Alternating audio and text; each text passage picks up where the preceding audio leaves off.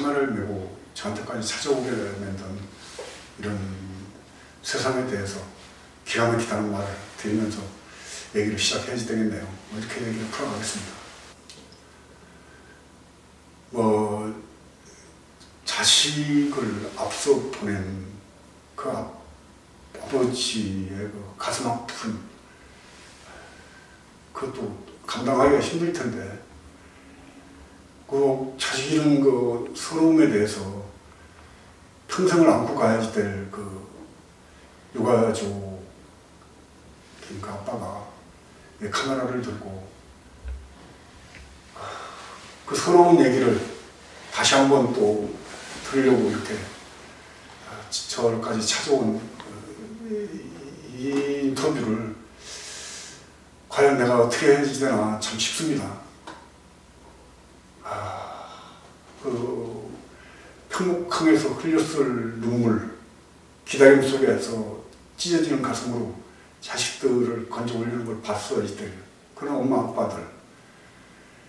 그것만으로도 살아가는 세월 동안에 한없는 참 피눈물을 흘리는 그런 그 마음일 텐데, 다시 또 그 자식의 죽음의 억울함을, 왜 그렇게 억울하게 죽었고, 뭐 때문에 이렇게 죽어가야 됐는가에 대해서 밝혀달라고 광화문에서, 청와대 앞에 청운동에서, 또 아니면 평목항에서, 안산에서, 안 그러면 안산서부터 평목항까지 걸어가면서 진실을 밝혀달라고 그 피눈물 흘리면서 걸었던 그런 엄마, 아빠들 심정, 정말 나라를 그 다스리는 대통령이나 또 아니면 국회의원이나 정치하는 사람들이 찢어지는 부모의 고통을 알긴 아는가 참 싶습니다. 죽은 자식에 대한 그 서러움만 해도 한평생 짊어진 무가이가 무거울 텐데, 진실을 밝혀달라는 거.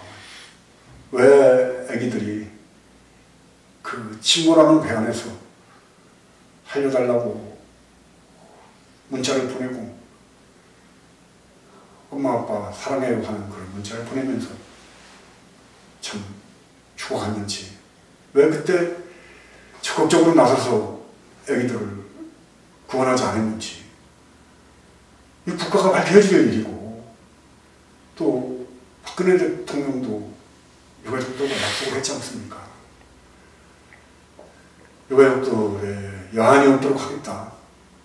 그리고 진상을 철저히 조사해서 책임자를 처벌하겠다고 했습니다. 국가가 만약에 이 진상을 명백히 밝히고 책임자들에 대한 책임을 분명히 물었다면, 그리고 의혹 한 점 없이 유가족들이 납득이 갈 수 있도록 했다면, 제가 왜 이런 인터뷰를 해야지 되고, 왜 유가족 중에 한 분인 호성이 아빠가 눈물을 흘리면서 이 카메라를 들고 제 앞에 와서 이 내용을 담아야 되는지, 박근혜 대통령은 정말 귀담아 들어야지 되지 않겠습니까? 대통령 본인도 참 죽음이라는 그런 그 부모님들의 그 사고, 그런 정말 그 있어서는 안 되는 그런 죽음을 겪었던 분이지 않습니까? 그렇다면 어린 자식을 잃은 부모들의 심정을 어느 정도는 이해도 하고, 또 그 슬픔의 그 깊이와 또 찢어지는 아픔의 그 깊이를 알 거라고 저는 생각이 갑니다. 남다른 삶을 살았던 그런 대통령이기에, 그래서 더욱더 유가족들은 서럽고 더 억울하고, 지금 뭐 보상 얘기가 나옵니다만, 물론 어떤 분들은 뭐 보상에 대한 것들을 얘기를 할 수 있겠지만, 자식을 잃은 부모들이 자식 팔아서 돈 받았다 소리 누가 그걸 듣고 싶어 하겠습니까? 그러나 이거를 진실 규명도 제대로 되지 않고, 아직까지 자칫한 바닷속에서는 못 올라온 그러한 그 사람들이 9명이나 남아 있습니다. 이게 과연 참 제대로 된 나라인가? 나도 유가족이 되게 좀 해달라고 가정하는 그런 실종자 가족들, 그리고 바다에서 시신을 건지면은 아이고 정말 다행이네요 하면서 축하합니다 소리를 들어야지 되는 이런 나라, 이게 과연 정상인가요? 17, 18살 먹은 어린 자식을 물속에서 건졌는데 그 건진 거를 축하를 받아야지 되는 이런 나라, 이게 어떻게 정상적인 국가입니까? 이게 어떻게 국민 세금으로 운영되는 나라입니까? 종교인의 한 사람으로서 정말 가슴 아픈 것이, 이분들한테 조금도 위로가 돼주지 못하고 조금도 힘이 돼주지 못하는 저의 미약한 힘이 부끄럽기만 합니다. 이제 세월호 1주년이 다 돼가네요. 벌써 그 청천벽력 같았고, 정말 사실이 아니기를 바라면서 폐를 지켜봤던 그 날이 이제 4월 16일이니까 이제 뭐 보름 조금 더 지나면은 세월호 참사가 일어난 1주년이 됩니다. 근데 아직도 유가족 분들, 엄마 아빠들은 내 자식의 억울한 죽음을 밝혀달라고 다시 광화문으로 모이기 시작을 했나요? 이걸 보면서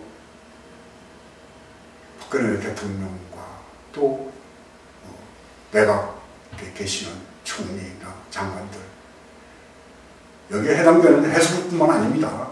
모든 장관들과 여야 정치인들, 대한민국에서 전쟁도 아닌 상황 속에서 어린 목숨들이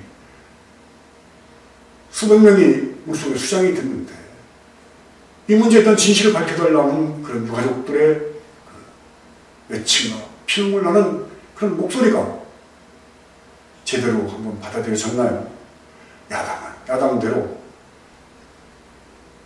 정부나 청와대에서 내는 가이드라인을 갖고 와서 유가족들을 설득하려고 했던 게 촉이었었고, 지금도 이 문제에 대해서 적극적으로 나서서 배가 외침을 했는지, 배가 또 국정원 소유라는 그런 말까지 지금 나오고 있습니다.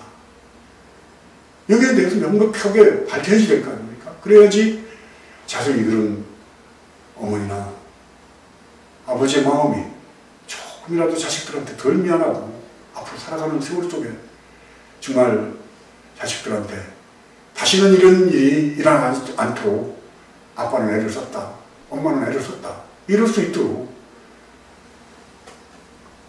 대통령이나 야당 대표나 여당 대표 이런 참사에 대한 원인 규명과 진실을 밝히는 일에 조금 더 적극적으로 나서야지 된다고 생각합니다. 저도 거기에 조그만 힘이라도 보태고 싶습니다. 네. 말씀 감사하고요. 마지막으로 지금 많이 힘들어하는 유가족 및 국민들한테 무슨 희망의 메시지라든지 아니면 말씀해 주실 있으면 마지막으로 한 말씀 부탁드리겠습니다. 제가 무슨 능력이 있고 자격이 있어서 여러분들께 뭐 희망을 드릴 수 있고 또 뭐 참 위로를 해드릴 수가 있겠습니까만은 있지 않겠습니다. 네. 그동안에 저는 세월호 상징인 노란 리본을 어떤 때는 이렇게 안 달고도 다녔습니다만은 며칠 전부터는 꼭 제가 가슴에 달고 다닙니다. 그것은 잊지 않겠다. 그리고 다시는 이런 일이 일어나지 않도록 정말 건강한 나라, 건강한 대한민국 만드는 데도 앞장을 서겠다는 거. 그것이 뭐 여러분들한테 무슨 위로가 되겠습니까만은, 그러나 언제 어디서 닥칠지 모르는 이러한 위험한 사회, 불안이 항상 깔려있는 이러한 대한민국의 구조적인 잘못에 대해서 바꿔나가도록 하는데 종교인으로서 또한 한 대한민국의 한 국민으로서 여러분들의 아픔을 같이 나누면서 다시는 정말 다시는 이러한 참사가 일어나지 않도록 하는데 조금이라도 힘이 되겠습니다. 제가 무슨 위로가 되겠습니까만은 그러는 눈물, 에어지는 가슴, 또 부드러운 편고, 또 새로운 그런 그 세상을 위해서 애써 나가는 것으로서 이런 슬픔을 조금이라도 달래시길 바랍니다. 네, 인터뷰 응해주셔서 감사합니다. 죄송합니다.